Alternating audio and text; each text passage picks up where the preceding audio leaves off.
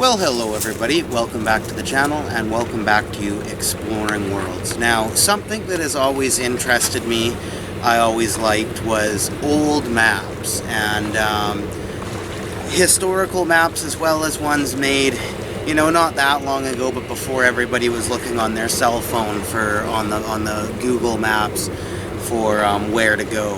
And I always liked the look of them, I always liked the artistry of them, and I thought they were a cool thing. So in this episode of Exploring Worlds, I'm going to delve into some interesting stuff to do with maps, both old, new, and fictional. I'm going to delve into some fictional maps from the likes of some fantasy novels and films and stuff like that, as well as the artistry in those is amazing, and they're very cool to look at as well.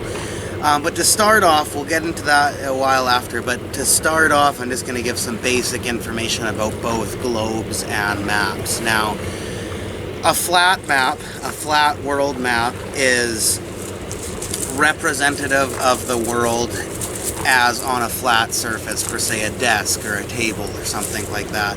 And they're not as accurate to read as a globe, because a globe is actually in the shape of the Earth itself, so therefore it's a more accurate view of things. Whereas a flat map may show the differences or the distances between cities and countries and towns a little more accurately. The globe shows the distance and as well as the size of continents and countries themselves, and has a bit more of a natural looking and accurate representation of the waterways and the oceans in which surround them and stuff like that. In a flat map also is as if you were, whereas the globe is the shape of the Earth, so it shows the Earth as it is, just in a smaller form. Whereas a flat map is as if you were to have an orange peel and you were to stretch the orange peel out and you were to label the different continents and countries on the orange peel as accurately as you can, basically, for what you're dealing with. And yeah, so that's just that's some basic information about maps and globes, and that's the way it is. That's the history of it. And I'm not a scientist in any means, but the geographical science, I guess you would call it, behind that's how it works. And unless one were to believe in some sort of flat Earth theory or something like that, but that's not what we're going to be getting into here. But yeah, that's how it is, and that's how you gauge the difference between globes and maps. So we're going to delve into some interesting stuff in this episode, and I hope you enjoy.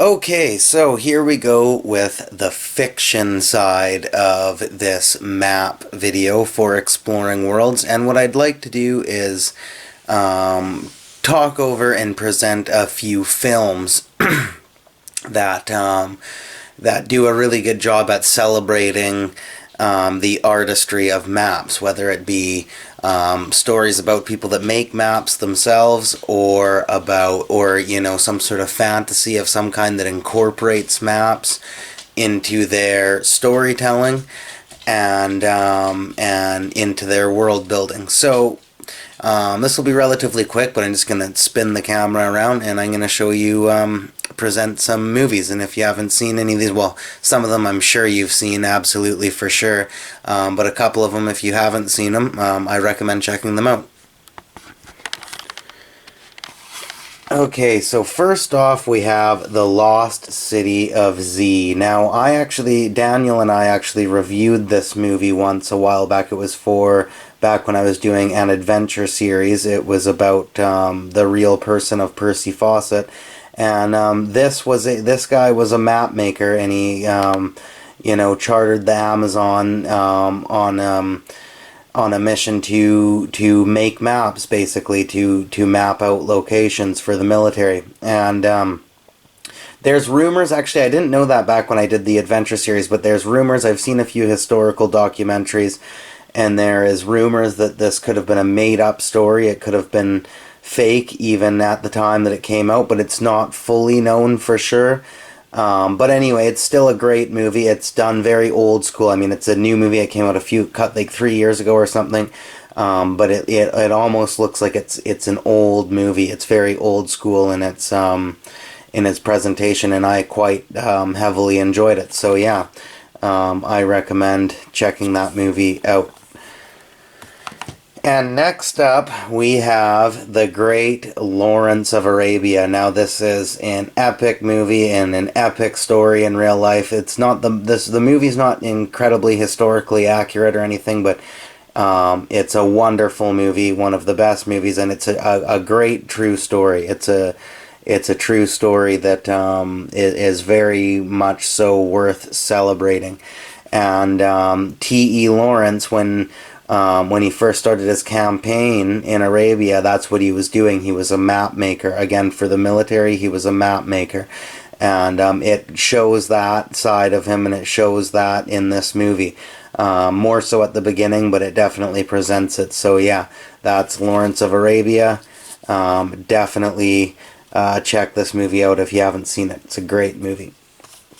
Okay, and next up we have Indiana Jones. Now, yeah, as you all know, I love Indiana Jones. They've been some of my favorite movies ever since I was a kid.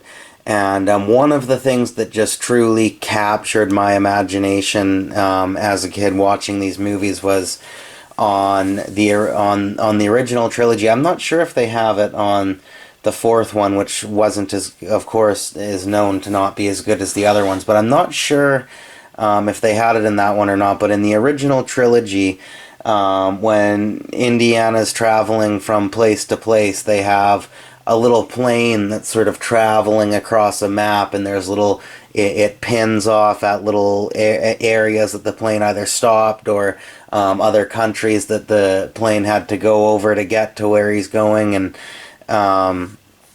whatnot. And it just added to the adventure, it added to the artistry of the film. And it at least when I was a kid anyway, with a young mind, it captured my imagination heavily. So yeah, that's Indiana Jones, and look, there's a map at the back of it. There you go. Yeah, so great movies.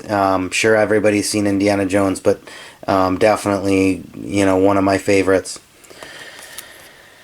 And next up we have Master and Commander. Now, this movie, it doesn't have a whole ton of maps like in the movie, but it does show them looking over maps. But holding the camera and trying to get into it, this is the special edition, and the inside of it is got, like, on the discs and that, it's got a lot of maps on the artistry of the film itself.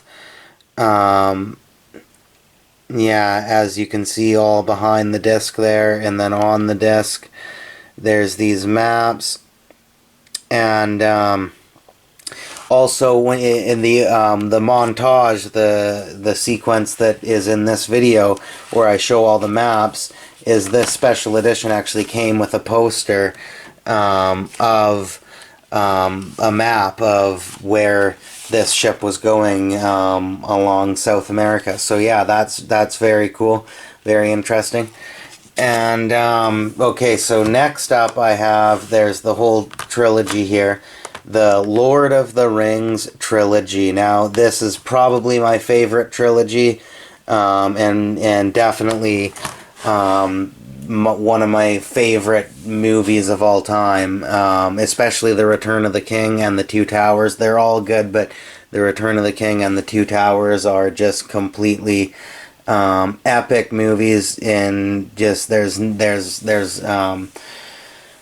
not too much good things I can say about them. But and again, I watched these when I was quite very young too, and one thing that, again, just captured my imagination was those scenes where it shows the maps of Middle-earth, these fictional maps, throughout the movie. And when Bilbo Baggins is writing his stories and that, and he's got these beautiful hand-drawn maps in there. And, yeah, no, it's truly an amazing franchise, an amazing trilogy, and definitely one of my favorites. And as far as fictional maps go, I think that trilogy does the best job, that story does the best job at presenting these fictional maps. So, yes, that's that. And also, just going to put the camera on me. I actually forgot to grab this, but I'm just going to make a quick venture out here.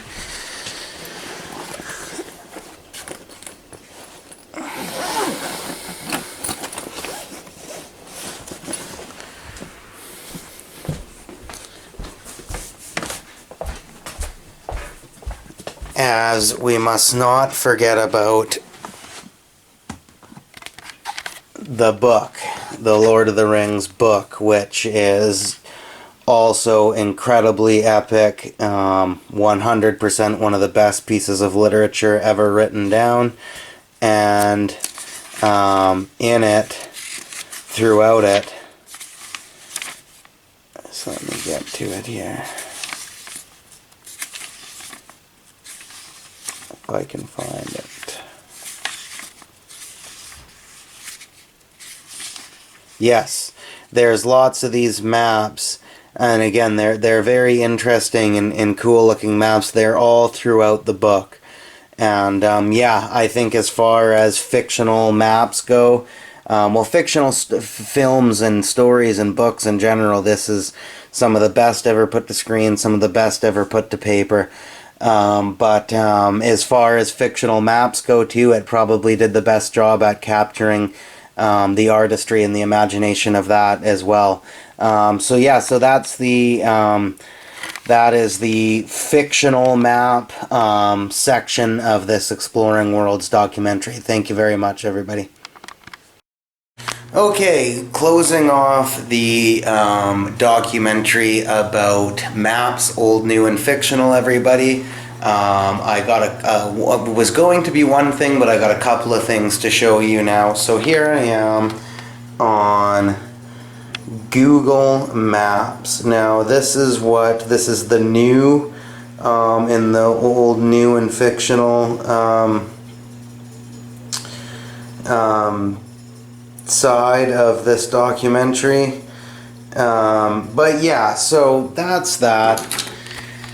And you know, that's what most people are, that's how most people are navigating along the lines of maps these days. And it's handy, it's good, and you know, like technology's evolving, it makes sense that people use that. And you're gonna look pretty out of place if you're walking around nowadays with a fold-out map or something like that. It's gonna look pretty out of place, at least around here anyway. So, but you know, nothing beats the artistry and the adventure, I guess, of reading an old school paper map. Is basically the point that I wanted to close this off on. And yeah, so I just quickly wanted to show the new. I mean, it's not everybody knows Google Map. It's not like you don't know it, but just covering everything to do with maps in this documentary, I thought I'd show a bit of the new.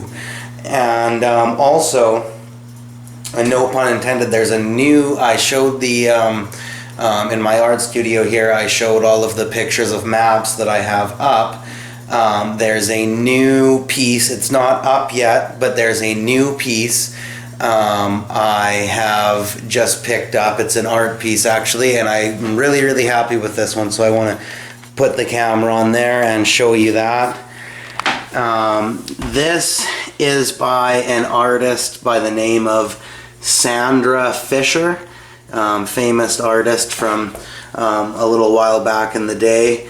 And this is a map of the Grenadines, and it's got, if you zoom in, it's got a whole map of like the whole area, and it's got these little drawings on it. I love the handwriting where it says Caribbean Sea, and then if you move down over here, you've got the Atlantic Ocean, and a beautiful handwriting. And yeah, so it's a map of the whole area, and like as I said, there's these little pictures drawn throughout it to sort of symbolize the area and symbolize the vibe of the art piece, I guess. And so I picked this up at the thrift store, believe it or not, for $1, and it's in perfect shape. The only thing is there's a little tiny bit, it's all dry and everything, but from a while back there's a little bit of water damage right there, and there's also just a tiny bit of water damage, if you can even see on this lens up at the top there. But if I zoom out, I mean, that's how it looks when you're just looking at it with your eye, and you can hardly even tell. Maybe you can tell that one little blotch at the bottom, but you can hardly really tell anything about it. It's still in perfect shape, in my opinion. I mean, even if it were on a cheaper price because of that, it could have been, I would have paid $8 for this, you know, but it was only on for $1, so had to pick that up. So yeah, so that is Exploring Worlds Maps, Old, New, and Fictional, everybody. Thank you very much for watching. Hope you enjoyed. Please come back for more. Okay, so here we have a light up globe. There's got a light bulb in the top of this one.